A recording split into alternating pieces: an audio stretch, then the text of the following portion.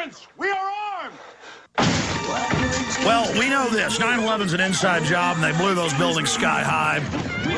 And all the major Western governments up to their eyeballs in knowledge of it.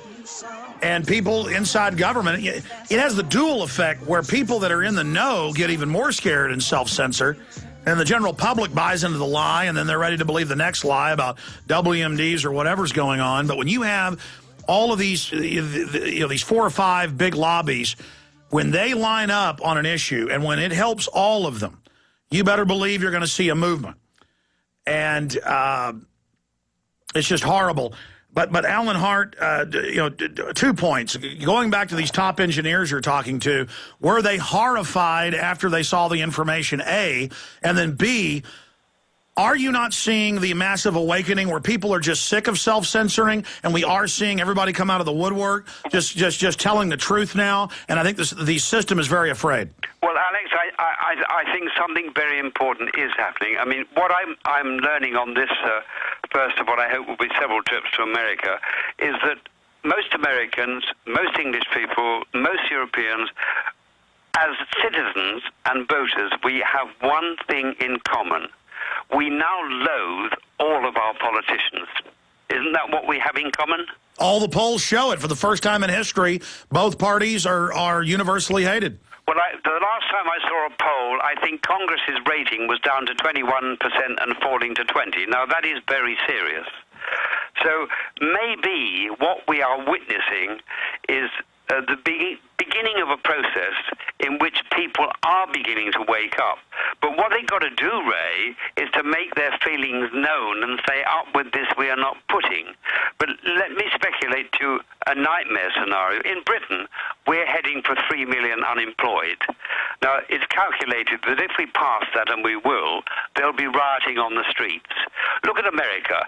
If the economy continues to go bad, and in my view it will, your economic situation is going to go worse. Go into next year, the economic situation gets worse, you have a long hot summer, I believe you too will have rioting on the streets. The problem is the system wants that. That gives the system the opportunity to bring in martial law and buy what passes for democracy. That's my fear. Wow, Alan, and we have the IMF World Bank documents that were leaked when Stiglitz, the Nobel Prize winner, left in 2002. The IMF calls it the IMF riot. You're absolutely right, and they're admittedly gearing up for it all over Europe, England, and the U.S. This has been a planned implosion, just like the Goldman Sachs documents show. Yeah, I mean, I think the truth is that almost all of our politicians loathe democracy or what passes for democracy and simply like to shut it down. Well, we've seen Obama's people, Bush, they're constantly saying what we saw, the famous director came out, Woody Allen, just last week and said it'd be great if Obama was a dictator. We should just lock up all the people that disagree with him, and they're serious. But the name of the game, I think we're not disagreeing, Alex. The name of the game is informing people to give them the possibility, empowering them to make their democracy work before it's taken away from us. And I agree, but but to make it work, we've got to be hardcore like you are and just tell it like it is. You know, you go in and you got brain cancer and it's operable. You don't tell them they got a sprained ankle. Right. Right. It comes down, Ray, to what one feels about the potential of Americans. And let me tell you this. I've said it publicly before. I have a love-hate relationship with America. On one level, I think most Americans, generally speaking, are the most misinformed, underinformed, gullible people on earth. That's the bad news. The good news is that deep down, I think they are the most idealistic. And if they were properly informed and well led, I think they could not only turn their own country around, I think they could give the world the lead it needs. Am I being naive for thinking that? No, you are spot on. That's why we're brainwashed. That's why we're dumbed down, is because they understand we've had the greatest liberty in history here, and it's a contagion to the elite. Back in 1 minute with our amazing guest. Well, he's one of the most respected BBC reporters in Middle Eastern coverage history. And I'm going to get him back on the next month to talk about his friendship with the founder of Israel and more. I mean, he really is a Middle Eastern journalistic icon for his coverage of that, very respected. And the fact that in the weeks after 9/11, he talked to top engineers, they did an internal study, just like Underwriting Laboratories did, and found out it was a controlled demolition, and then they fired their engineer who went public with it. Alan Hart has been on the show with us in the last hour, and we are going to have him back up. But we can't afford to let 9/11 become 45 years old like Kennedy. We can't allow another 9/11. And there's no doubt they've used it to set up this police state domestically, to attack the world. This is the excuse for the authoritarian system. And if you look at the czars 100 years ago, they'd bomb a building, round up a few thousand dissidents. In closing, I think the 9/11 fraud has unraveled. The polls show that. The system is angry that they can't use false flags anymore.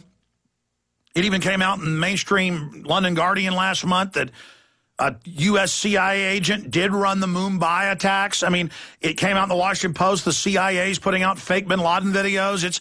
It's now coming out that the CIA is growing the opium in Afghanistan. But I've seen a shift in their tactic, Mr. Hart, to now just kind of throwing it in our face, hoping we just become acclimated. Can you speak to that? Yeah, well, one of the things that really makes me angry is that all of our leaders, they treat us with absolute contempt. They think that we're idiots, and they just don't think we can add up the dots and see how the pieces fit. But there's an old mafia saying, Alex, that I like. Don't get angry, get even. I think that's a good message to the people of America and the people of Western Europe. For God's sake, become informed and start to participate in the political process to make your democracy work. Otherwise, we are all going to end up in Orwellian-type police states. Well, that's right. I mean, they want us to know they're corrupt and bad and that there's no hope. But there is hope because now Zbigniew Brzezinski said last week, I don't know if you saw this, he said for the first time the entire world is awakening to our agenda for world government, and we're in trouble. And the CFR people did not look confident. No, well, Brzezinski really did say that, did he? Yeah, I mean, he said it in about a 6-minute clip. But basically, yes, he said that. Right. So, I mean, I think we've got a year or two as citizens of the Western world to become engaged or not, because I think we're running out of time before we have this complete systems takeover. You know what, sir? Talk about your view, and I may even keep you a few minutes more. I know Bob Chapman won't mind. We've got to go to break, but I'll probably keep you 5 more minutes if you can. But start getting into how you... I mean, you talked about the former British Prime Minister telling you that he was concerned about a total police state. Yeah. When we come back, yeah? Absolutely, but we've got about a minute. Get started. Okay. Well, no, let's remind your viewers, Ted Heath was a British Prime Minister. In other words, he knew exactly what was going on behind closed doors. And he feared, after he left office, that Britain would become the first police state. And I can see it in my country as well as your own. All the monitoring that's going on, all the cameras, all the tapping of telephones. I tell you, Alex, when I get up in the morning and the first time I make a telephone call, I normally say into the telephone, good morning 5, good morning 6, our 2 agencies, good morning CIA, good morning Mossad, and bugger the lot of you. So do I. No, I do that. Yeah. No, but it's fundamentally, Alex, a question of human nature, you know, and this is the big test. Can we address that in the last couple of minutes after the break? Yes, we'll do that and then get Bob Chapman's take on a host of issues straight ahead. Our guest, we'll have a few more minutes left, and then Bob Chapman coming up, ladies and gentlemen. AlanHart.net is his website. Our websites are Infowars.com and PrisonPlanet.tv.